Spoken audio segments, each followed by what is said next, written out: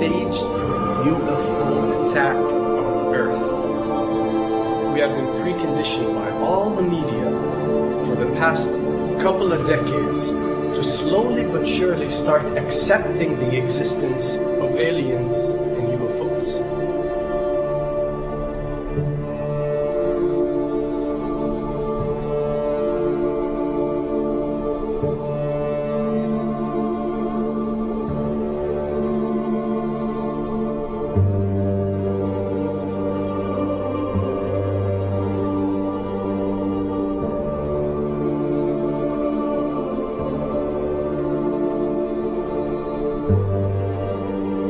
I can tell you right now that 99% of every UFO sighting that has ever taken place has actually not been an unidentified flying object, because this has always been military technologies.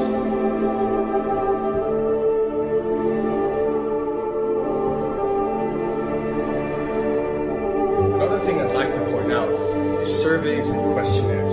You know, we get surveys and questionnaires all the time, you know, sent out by the state or by the government or by our rulers and our officials and so on and so forth.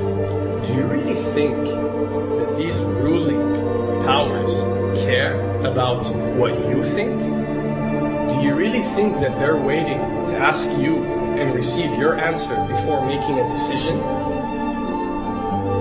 What happens with these questionnaires is that they are released. For example, what country do you think the US should attack next? And if it yields back results like 70% of the US population believe Iran is the next country that should be attacked, this is actually a study conducted for the effectiveness of the media propaganda that they are using. So when they get such results, they look at it and they be like, all right, amazing. Our media propaganda is working. We are purposely trying to manipulate people to think that Iran should be the next one, and check out the survey results. We're doing a great job in propaganda.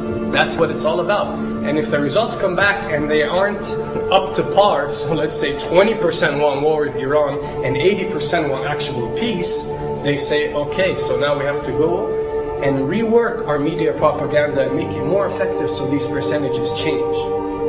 Why am I saying this? Because of the UFO phenomenon. Since the 60s, the amount of people who believe in extraterrestrials have skyrocketed, and it's only increasing day by day in our modern world. This only confirms the success and the plans that are taking place to first manipulate you to believe in UFOs, and second, to conduct a UFO attack that is going to force the whole world to unite to fight off this enemy and accept the New World Order.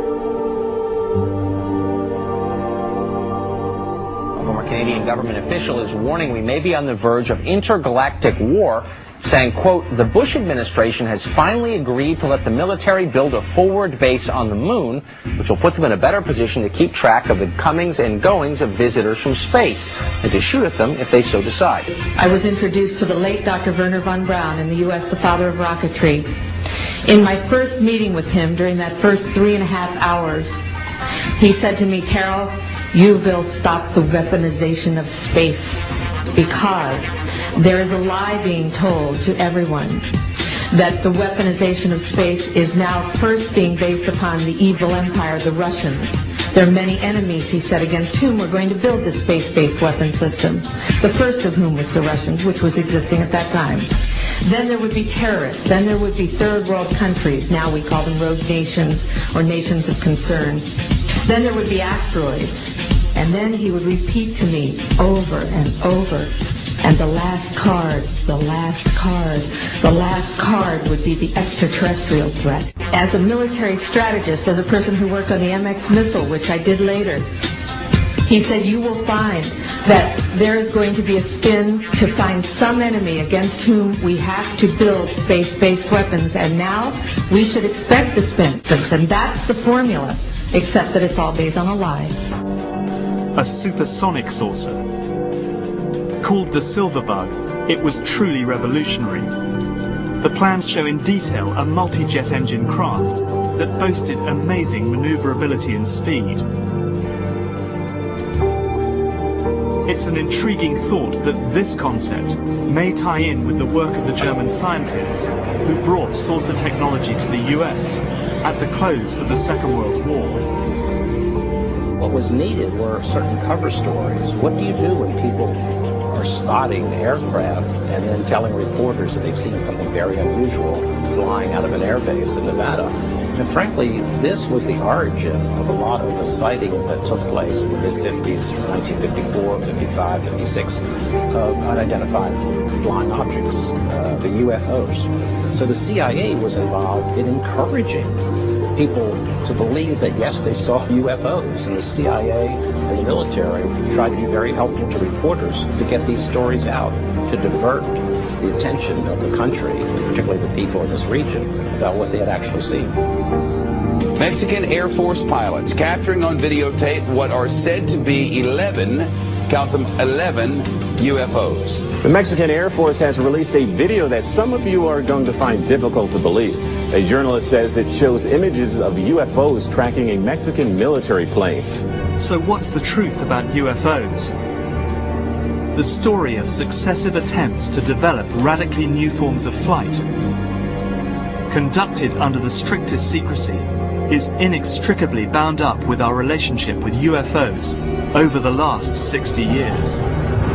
Whether it's Allied pilots buzzed by strange balls of fire in 1942, or the Roswell incident 5 years later, there is a strong case to be made that secret military technology offers a convincing explanation for many UFO stories. Anytime the government has secrets that they can keep from us, they can manipulate us by those secrets. In essence, they still remain 25 years at least ahead of us in technology, information, and knowledge, and secrets, and they are using them against us. I heard over the years many times over that the plan to usher in the New World Order would be to make all the people in this country and around the world feel totally helpless to prevent the New World Order from occurring, this world dominance plan, by saying that we had been invaded by aliens, so that we would say, oh please UN, come in and help us all. So bear in mind that there is a planned orchestration to get people to be submissive through the secret technology and information that they're keeping from you under the blanket of the so-called National Security Act.